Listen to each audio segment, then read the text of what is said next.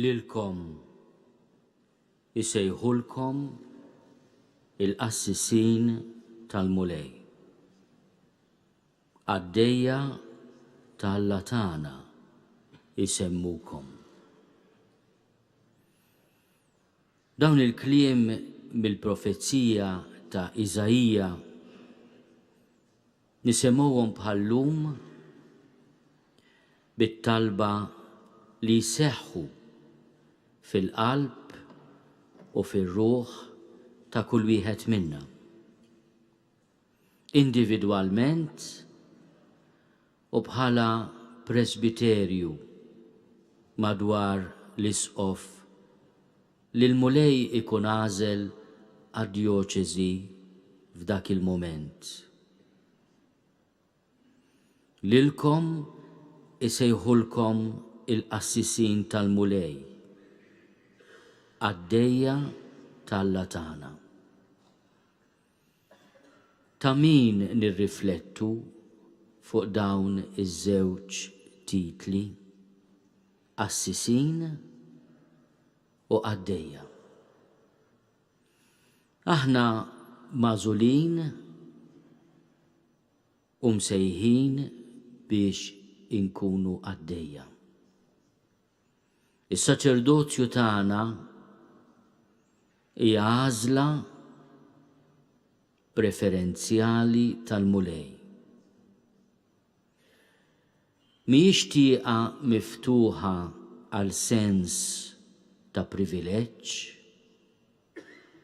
imma aħna ma nistgħux niċħdu il-ħarsa tal-mulej li ħarset bħarsa ta' ħniena lejn il-miżerja tagħna u għażlitna. Niftakru biss il-kummentarju tal-Venerabbli Beda fuq is-sejħa ta' Mattew li hija tant għażiża l-Papa Franġisku. Miserando atque eligendo. Jażilni waqt li ħenna għalija. Dik hija l-ħarsa tal-għażla. Mhijiex il-bażi tal-klerikaliżmu li tant ingaraw il-xulxin meta nkunu rrabjati għal xulxin. Imma l-għażla tal-ħniena ta' Alla li ħares lejn l-umanità u dejjem għandu bżonn għaddejja tiegħu u tal-poplu. Lilkom isejħulkom il-qassisin tal-mulej, għaddejja tal-latana isemmukom. Imma x'jagħmilna verament qassisin u għaddejja? Hija il-fatt li min jarana jarafna li aħna nisel imbirek mill-mulej. Hekk tajt il-profezija ta' Iżajija llum. Kull min jarahom jarafhom li huma nisel imbirek mill-mulej. U kif se jarfuna?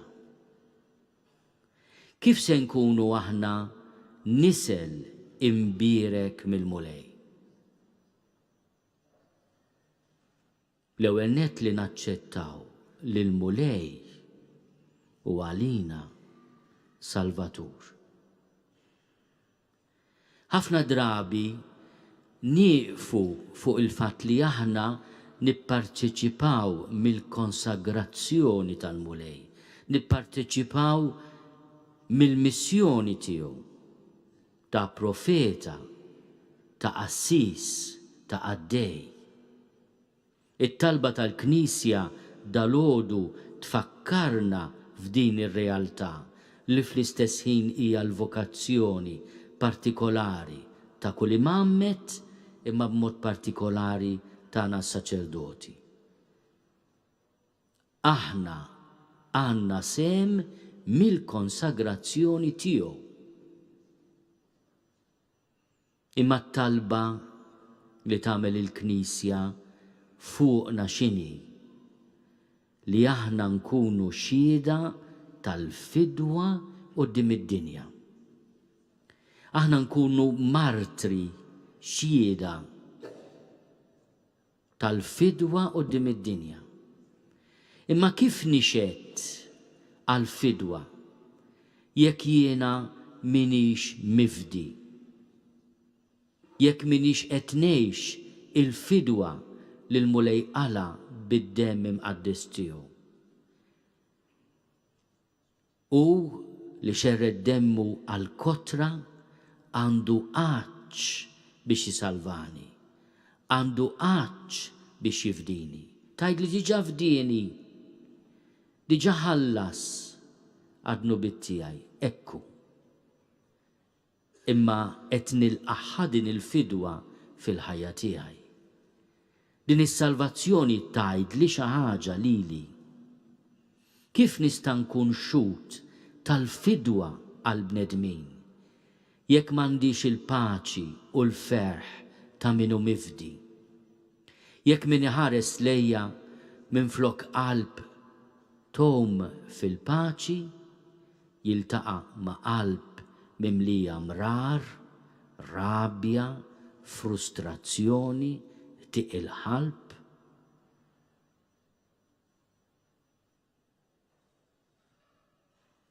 Min jiltaqa' magħna? Qed jiltaqa' ma' xjut tal-fidwa li għalkemm konxu mid-dnub tiegħu, mid-djufija tiegħu u kontinwament midjun mal-ħnina talla, jom fil-paċi tal-midneb maħfur. Meta staqsew il-Papa Franġisku, int min int? Ma tomx il-lista tad-degrees u wis inqas tal-onorifiċenzi. Għalilhom jiena midneb maħfur. Min jiltaqa' magħna ħafna drabi jara l-midneb għax ma nistgħux neħbew wara subajna. Imma jew nagħtu ċans ukoll il-poplu tagħna waqt li jara l-midneb jara wkoll is-sinjali tal-maħfra. U għalhekk ħafna drabi it-tentazzjoni tagħna irridu nirbħuha dik li naħsbu li l-konsagrazzjoni tagħna u l-missjoni tagħna hija ad extra.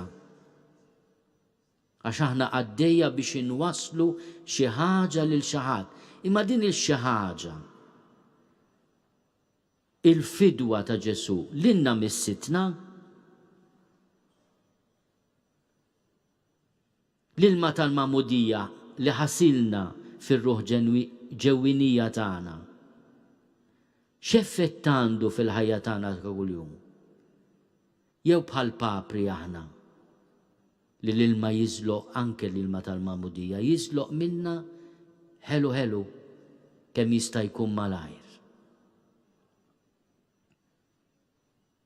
L-ispirtu tal-mulej fuqi għax il-mulej konsagrani biex inwassal il-bxara tajba lil-fqajrin.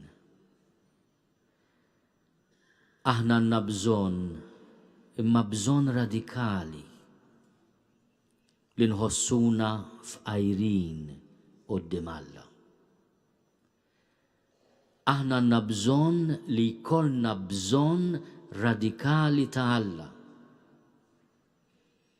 It-talba li aħna nirrepetu mit-talim ta' San Ġorġ Preka tot l-ewwel nett għalija u għalik hija fis-saċerdozju.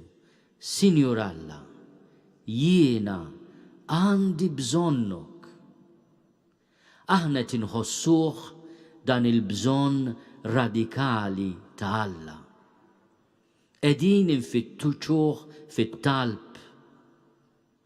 jew it-talb sar appendiċi jekk ikolli ħin u meta jkolli ħin.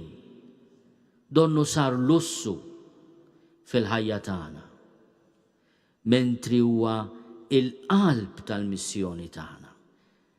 Għaliex jiena nitlob qiegħed nammetti eżistenzjalment bruħi u ġismi li l-Alla għandi bżonnu. Għandi bżonnu għaliex u li batni indewwi l-qalb miksura. Għandi bżonnu biex idewwi lil-qalbi miksura. Kemm ħaġa sabiħa li jiena lil Ġesu narfu bħala dak li jdewwi lil-qalb miksura tiegħi. U bekk b'umiltà kbira jiena li jiena midneb u miġruħ inkun nista' naħfer id-dnub tal-poplu u ndewwi il-ġerħat kifra tiegħu. Imma l-mulej jrid jibda minni u jiena rrid inħallih jibda minni. Inħallih idewwi l-qalb miksura tiegħi. Iħallini jeħlisni mill-jasar tal-vizzji tiegħi, tal-ambizzjonijiet frivoli u firħa tiegħi, tal-pretenzjonijiet tiegħi, tal-karririzmu velenu pjaga fil-kleru kullimkien. Il-mulej irid jorħroġni mill-ħabs ta' idea magħluqa tal-Knisja, mill-ħabs ta' riġidità fejn uża d-dottrina tal-Knisja biex inwaddab il-ġebel u mhux biex infarraġ il-proxmu. Il-mulej ridna fidili u lejali għax hu ix-xut fidil. Hekk jiġi preżentat lilna qudiemna mill-ktieb tal-Apokalissi llum. Ix-xut fidil, il-martri fidil.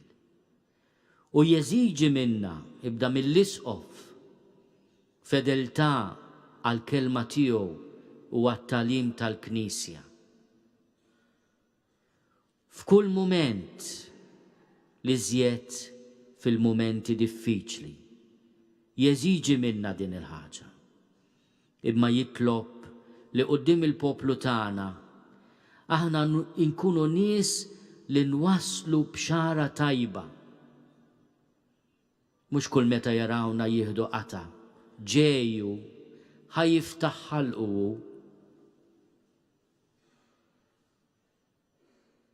Mhux qed ngħid li aħna ma nkunux sinjal li jmeruna. Fost it-titli kollha ta' Ġesu, forsi dan huwa l-iżjed wieħed attwali. Sinjal li jmeruh. Dan huwa d-destin tagħna, għax id-destin tagħna huwa d-destin ta' Ġesu fid-dinja illum. Imma aħna għandna bżonn il-fidwa. Daqskemm għandu bżonn il-fidwa il-poplu għażiż li aħna għaddej tiegħu. Sibt lil David. David fisser il-maħbub tal-mulej. Sibt lil David għaddej tiegħi. Biż-żejt imqaddes tiegħi dliktu. Tkun idi dejjem miegħu u nsaħħu wkoll bidriegħi. Din il-weda li l-mulej jagħmel lil kull wieħed minna llum. Aħna maħbubin mill-mulej. Aħna għaddejja tiegħu. Aħna midluka biż-żejt imqaddes. Il-mulej qiegħed iwedna ħarsien, protezzjoni u gwida. Miegħu jkunu l-fedeltà u t-tjieba tiegħi. Bismi tissaħħaħ il-qawwa tiegħu. Il-fedeltà, it-tjieba u l-qawwa tal-mulej jidru fina f'kelma waħda, f'realtà waħda li hija il-ħniena. Jekk trid tifhem kemm hu fidil miegħek il-mulej, kemm hu tajjeb miegħek il-mulej, kemm hu qawwi miegħek il-mulej, ftakar kemm il-darba iħenna lik u jsejjaħli inti missieri u Alla tiegħi, fortizza u salvazzjoni tiegħi. Dawn il-kliem tas-Salm 88 li l-Knisja tażel għal din il-liturġija llum iridu jkunu talba tagħna fondamentali. Inħarsu lejn il-mulej u b'qalb imġedda ngħidulu inti missieri kif għallimna Ġesu fit-talba tiegħu, Alla tiegħi. Se nwarrab l-Alla tfolozz għax int Alla tiegħi. Mhux se nipprova nistken